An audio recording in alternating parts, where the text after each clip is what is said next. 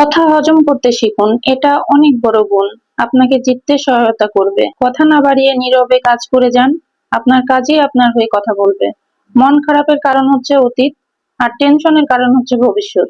তার চেয়ে বরং বর্তমানকে উপভোগ করুন, আনন্দে বাঁচুন। বিসমিল্লাহির রহমানির রহিম।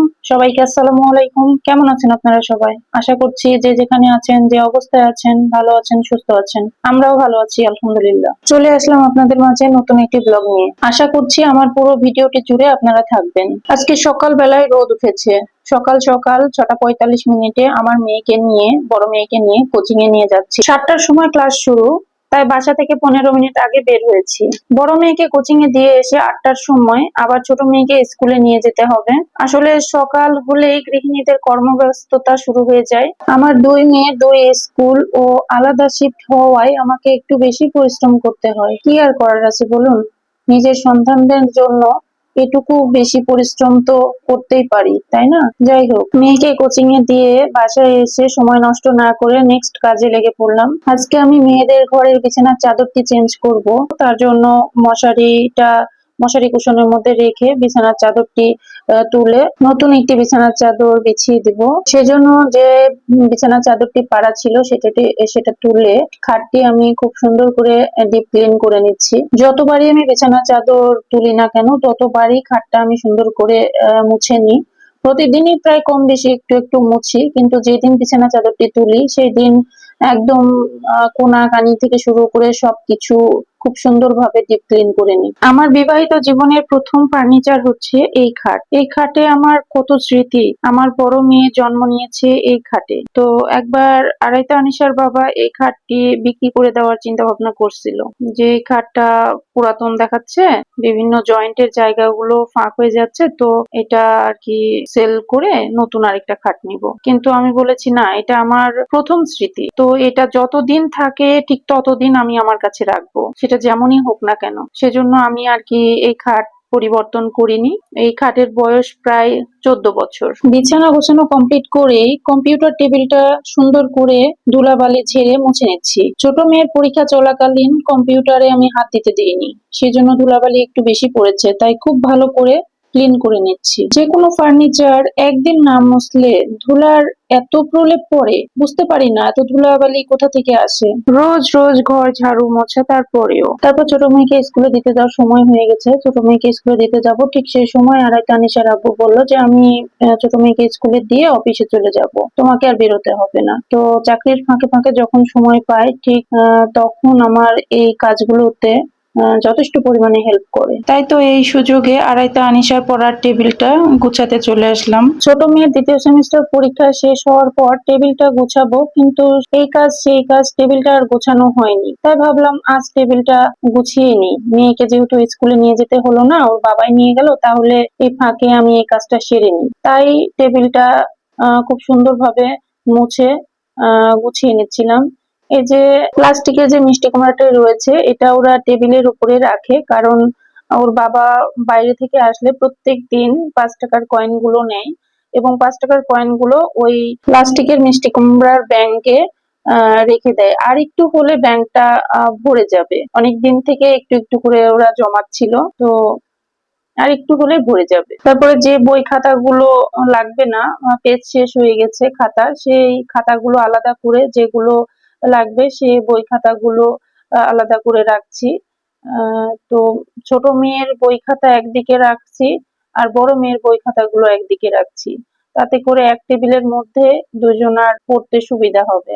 যদিও দুইজন একসঙ্গে টেবিলে পড়ে না, একজন টেবিলে পড়লে আরেকজন বিছানায় পড়ে, তো তারপরেও দুইজনার বই খাতা আমি টেবিলে গুছিয়ে রাখার চেষ্টা করি। এক পাশে বড় মেয়ের বই খাতা থাকে, আর আরেক পাশে ছোট মেয়ের বই খাতাগুলো খুব সুন্দরভাবে গুছিয়ে রাখি। আড়াইটা মনি কোচিং থেকে এসে খাওয়া দাওয়া করে স্কুলে যাবে। যেহেতু ডে শিফটে পড়ে, তাই কোচিংটা মর্নিং শিফটে দিয়েছি। সেজন্য স্কুল ড্রেসটি আমি আয়রন করে করছি।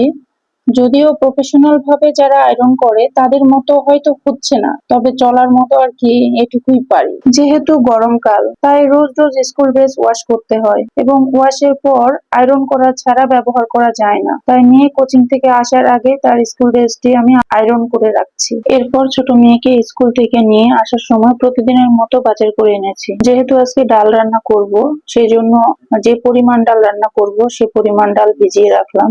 এরপর এক এক করে সব সবজি কেটে নিচ্ছি। পটল ভাজি করব, সেজন্য পটলগুলোকে 4 ফালি করে কেটে নিচ্ছি। এরপর যেহেতু ডাল রান্না করব তার জন্য রসুন ছিলে নিচ্ছি। ডালে তো রসুন লাগে তাই না? 2টি রসুন খুব ভালো করে ছিলে নিচ্ছি। বেগুন ভাজি করার জন্য বেগুন গোল গোল করে কেটে নিচ্ছি। বেগুনগুলো বেশ ভালো ছিল, কোনো পোকা বা অতিরিক্ত বিচি ছিল না। পটল ভাজি করব, বেগুন ভাজি করব, তার পাশাপাশি আলু ভর্তা করব আর ডাল রান্না করব। সেজন্য আলুগুলো খুব ভালো করে ছিলে নিচ্ছি। এই আলুগুলোর নাম হচ্ছে পাকড়ি আলু। এগুলো ভর্তার জন্য বেশ মজা।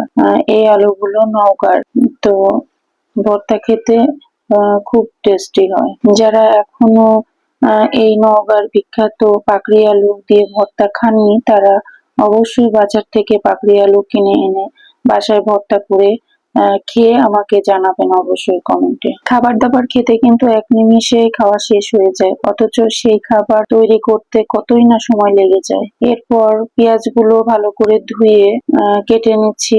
যে পরিমাণ পেঁয়াজ লাগবে ঠিক সেই পরিমাণ পেঁয়াজগুলো কুচি কুচি করে কেটে নিচ্ছি। প্রতিদিন মাছ মাংস খেতে কিন্তু একঘেয়েমি চলে আসে, তাই সপ্তাহের কোনো একদিনে যদি ডাল রাখা যায় তাহলে দেখবেন প্লেটের ভাত চেটে পুটে খেতে ইচ্ছা করছে। তো ডাল ভাত আমাদের বাঙালিদের প্রিয় খাবার। তাই তো আজকে খাবারের মেনুতে থাকছে বেগুন ভাজি, পটল ভাজি, আলু ভর্তা, ডিম ভাজি ও ডাল ঝোল। কাটাকুটো শেষ করে রাইস কুকারে ভাত বসানোর জন্য চালগুলো খুব ভালো করে ধুয়ে নিচ্ছি। চাল ধোয়া শেষে আলুগুলো খুব ভালো করে ধুয়ে নিচ্ছি। তারপর রাইস কুকারে আলু এবং ভাত সিদ্ধ করতে বসিয়ে দিচ্ছি। এরপর যে সবজিগুলো কেটে রেখেছি এক এক করে ধুয়ে নিচ্ছি। পটল ধুয়ে নিলাম, তারপর বেগুনও খুব ভালো করে ধুয়ে নিচ্ছি। বেগুন ধোয়া শেষ করে আমি চলে আসলাম ডাল সিদ্ধ করার জন্য। তো ডালে পরিমাণ মতো লবণ, হলুদ, পেঁয়াজ, রসুন এবং সামান্য পরিমাণ তেল ও পরিমাণ মতো পানি দিয়ে প্রেসার কুকারে সিটি দেওয়ার জন্য বসিয়ে দিলাম। গ্যাসের চুলার এক পাশে ডাল সিদ্ধ হচ্ছে, অপর পাশে বেগুন ভাজার জন্য একটি ফ্রাই প্যান দিয়ে দিলাম। এরপর বেগুনগুলো পরিমাণ মতো লবণ, হলুদ, মরিচ দিয়ে ভালোভাবে মাখিয়ে নিচ্ছি। এদিকে প্রেসার কুকারে ডাল সিদ্ধ হয়ে গেছে, তাই প্রেসার কুকারটি নামিয়ে নিয়ে ওই চুলায় আরেকটি প্যান দিয়ে সামান্য কিছু তেল দিয়ে পটলগুলো লবণ, হলুদ, মরিচ দিয়ে নাড়াচাড়া করে ভাজার জন্য দিয়ে দিলাম। আর এইদিকে বেগুন ভাজি করে নিচ্ছি। বেগুন ভাজির এক পাশটা হয়ে গিয়েছে, সেজন্য আমি উল্টে দিচ্ছিলাম।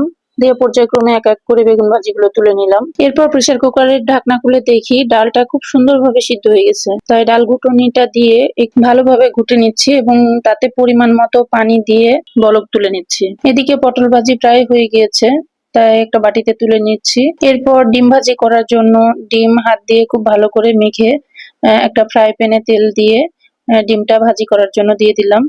দিয়ে যেহেতু আমরা 4 জন সদস্য তাই ডিমটাকে 4 পিস করে নিচ্ছি। ডিম ভাজা প্রায় শেষ, তারপর এক এক করে একটা ফ্রিজে তুলে নিচ্ছি। এরপর ডাল ফোড়ন দেওয়ার জন্য পরিমাণ মতো পেঁয়াজ দিয়ে তাতে 5 ফোড়ন দিয়ে ব্রাউন কালার করে ভেজে নিচ্ছি। এরপর একটু ডাল দিয়ে 5 ফোড়নের সাথে মিশিয়ে ভালোভাবে ডালগুলোর মধ্যে ঢেলে দিব। ব্যাস, এভাবে আমি ডাল রান্না করে থাকি।